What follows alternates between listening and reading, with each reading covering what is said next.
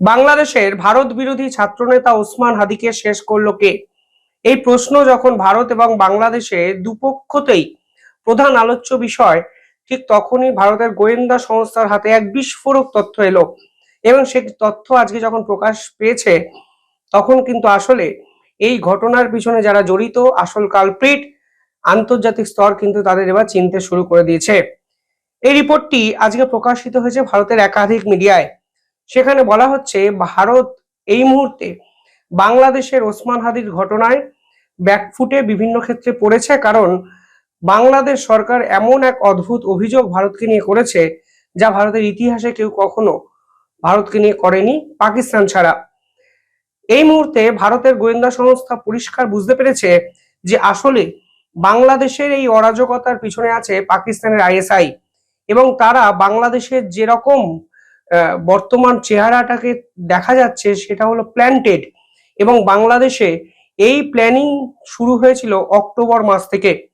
তথ্য বলছে এই মুহূর্তে ঢাকায় যখন পাকিস্তানের হাই কমিশনারের বাইরে যখন পাকিস্তানের একাধিক সামরিক শীর্ষকর্তারা এসেছিলেন এবং আপনারা জানেন মোহাম্মদ ইউনূসের সঙ্গে মিটিং করেছিলেন, তখন থেকেই পাকিস্তান বাংলাদেশকে অশান্ত করার পরিকল্পনাটি করে। এবং বলা হচ্ছে ঢাকায় যে পাকিস্তানের হাই কমিশন আছে তার বাইরে একটি নতুন সেল শুরু করে পাকিস্তান, যার নাম ঢাকা সেল। এই ঢাকা সেল থেকেই পাকিস্তান আসলে বাংলাদেশের আভ্যন্তরীণ গ্রাউন্ড রিয়েলিটি সম্পূর্ণভাবে বদলে দেওয়ার চেষ্টা করছে। এবং এই ঢাকা সেলে নাকি পাকিস্তানের সেনাবাহিনী, বায়ুসেনা এবং নৌবাহিনীর একাধিক উচ্চপদস্থ কর্তারা কর্মরত, এবং তাদের মস্তিষ্ক প্রসূত বাংলাদেশের প্রধান ভায়োলেন্স এবং ওসমান হাদিকে খতম করার পিছনে এই আইএসআই এর ভূমিকা কিন্তু অনস্বীকার্য। এইরকম একটি তথ্য ভারতের গোয়েন্দাদের হাতে এসেছে। এবং সেখানে তারা বলা হয়েছে যে বাংলাদেশের পাশাপাশি তারা ভারতকেও এবার টার্গেট করতে চলেছে, কারণ যদি তারা দক্ষিণ এশিয়ার এই দেশগুলোকে সম্পূর্ণ অশান্ত করতে পারে, অরাজকতায় ভরিয়ে দিতে পারে, তাহলে তাদের দেশের যাবতীয় ব্যর্থতাকে কিন্তু ভুলিয়ে দেওয়া সম্ভব। এবং আপনারা এখন দেখছেন দেশ বিদেশের সমস্ত পত্রপত্রিকায় বাংলাদেশ ইস্যু নিয়ে আলোচনা হচ্ছে। বিশ্বের কোনো দেশকে নিয়ে এত আলোচনা ওয়েস্টার্ন মিডিয়া কিন্তু এর আগে করেনি। ফলে এইটা এক সামগ্রিক পরিকল্পনা এবং সামগ্রিক চক্রান্ত, তা কিন্তু ভারতের গোয়েন্দারা আজকে ফাঁস করে দিয়েছেন। এবং এর পিছনে পাকিস্তানের হাই কমিশনের বাইরে তৈরি ঢাকা সেল যে আছে তা কিন্তু পরিষ্কার বোঝা যাচ্ছে। এখানে একাধিক সেনা কর্তা জড়িত, এবং এই রিপোর্ট বলছে এতে বাংলাদেশের সরকারের একাধিক উচ্চপদস্থ কর্তারা সামিল, এবং বাংলাদেশের সেনাবাহিনীর কিছু অফিসারও পাকিস্তানের সঙ্গে হাত মিলিয়ে বাংলাদেশে টেরর গ্রুমিং এবং মৌলবাদী কার্যকলাপকে প্রশ্রয় দিচ্ছে, এবং বিপুল পরিমাণে টাকা গ্রাউন্ড রিয়েলিটিতে কিন্তু ইনভেস্ট করছে। এই যে প্রথম আলো অফিস পোড়ানো কিংবা একাধিক ইনফ্রাস্ট্রাকচারকে ধ্বংস করার সময় সোশ্যাল মিডিয়ায় যে ছবি ভিডিও ভাইরাল হয়েছে, আমরা দেখেছি যারা এই কাজে যুক্ত হয়েছে সকলেরই বয়স 18 থেকে 25-এর মধ্যে, অর্থাৎ যুবক এবং তরুণ সম্প্রদায়ের মধ্যে এই কার্যকলাপের বিষ যে ঢুকে গেছে তা কিন্তু পরিষ্কার হয়ে যাচ্ছে। কারণ খুব বেশি মধ্যবয়স্করা এই রকম ইনফ্রাস্ট্রাকচার ধ্বংস লীলায় কিন্তু মাতেননি। এবং আপনারাও ছবি ভিডিও দেখতে পারেন যেখানে ছোট ছোট ছেলেমেয়েরা এই ধরনের ধ্বংসলীলায় জড়িয়ে পড়েছেন বাংলাদেশে, এবং এটা ঢাকার সেলের কাজকর্ম বলে মনে করেছেন ভারতের গোয়েন্দারা, এবং সেই রিপোর্ট কিন্তু আজকে প্রকাশ পেয়েছে। বলা হচ্ছে হাদির মৃত্যুটা পূর্ব পরিকল্পিত হত্যাকাণ্ড, কারণ যদি হাদিকে না মারা যেত তাহলে হয়তো অন্য কোনো ছাত্রনেতাকে টার্গেট করা হতো, এবং এই মুহূর্তে কোনো ছাত্রনেতাকে খতম করলেই যে বাংলাদেশে আগুন জ্বলবে তা কিন্তু পাকিস্তানের পক্ষ থেকে জানা ছিল, এবং জানা ছিল বলেই তারা এই ধরনের অপারেশনটি কিন্তু করেছেন। এই একই রকম পরিকল্পনা তারা শ্রীলঙ্কাতেও কিন্তু করেছিল। এই তথ্য বলছে শ্রীলঙ্কাতে এই ভয়ানক অপারেশনটা কিন্তু ভেস্তে দেওয়া হয়েছিল ভারতের এনআইএ দ্বারা, কিন্তু এক্ষেত্রে বাংলাদেশের জামাতিদের প্রভাব এতটাই বেশি যে পাকিস্তান আইএসআই খুব সহজেই এই ধরনের প্ল্যান্টেড অপারেশন বাংলাদেশে কিন্তু করে ফেললো। ভয়ানক বিষয় হলো এই পুরো ঘটনার পর পাকিস্তানের এই ঢাকা সেলের টার্গেট নাকি বাংলাতেও একইভাবে কিছু সংখ্যালঘু এরিয়াকে টার্গেট করা হচ্ছে অশান্তকর পরিস্থিতি তৈরি করার জন্য।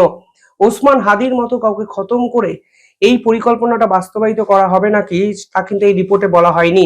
কিন্তু পরিষ্কার বোঝা যাচ্ছে তারা বাংলার একাধিক জায়গাকে ইতিমধ্যেই টার্গেট করে নিয়েছে এবং পাকিস্তানের আইএসআই এর পক্ষ থেকে যখন পাকিস্তানের শীর্ষ সামরিক কর্তা মোহাম্মদ ইউনূসের সঙ্গে বৈঠক করেন, তারপরেই বর্ডার এরিয়াতে ভয়ানক কিছু করা হবে এই ধরনের সম্ভাবনা কিন্তু তৈরি হয়েছে এবং বাংলাদেশের এই অরাজকতা যেন আমাদের পশ্চিমবঙ্গতেও এসে পড়ে সেই চেষ্টাও কিন্তু করা হচ্ছে পাকিস্তানের আইএসআই দ্বারা, যা এই রিপোর্টে পরিষ্কার হয়ে যাচ্ছে।